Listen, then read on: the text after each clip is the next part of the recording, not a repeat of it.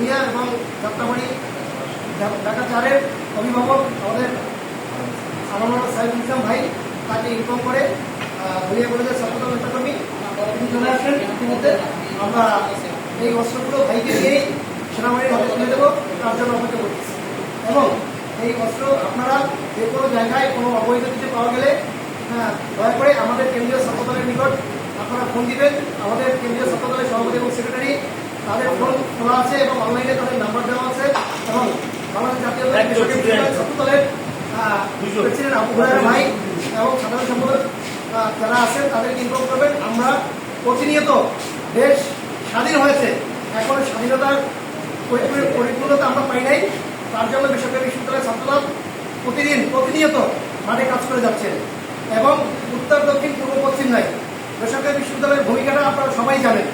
তারা জীবন বাজি রেখে এই দেশকে স্বাধীন করেছে। এবং কেউ যদি বলে বৈষম্য বিরোধী ছাত্র আন্দোলনের কৃতিত্ব তাদের আমরা এটা মানব না।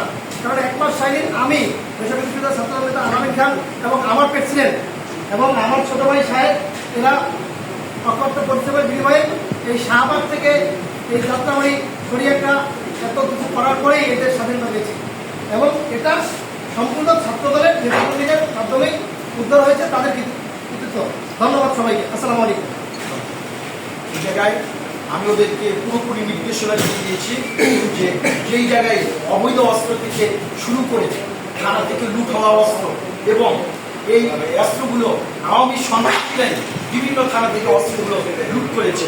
তো এই অস্ত্রগুলো নিরলসভাবে সারা রাত দিন পুরো এলাকা তন্ন করে তল্লাশি করছে, তন্ন করে তারা পাহারা দিচ্ছে।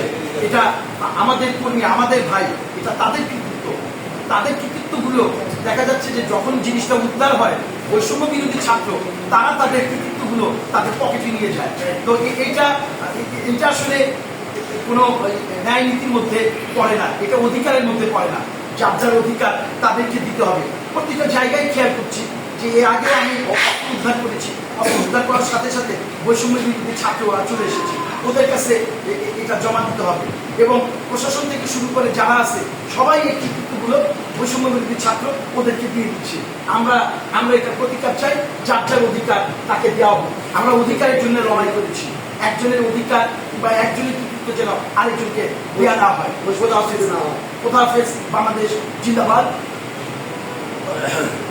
খোদা হাফেজ, বাংলাদেশ জিন্দাবাদ।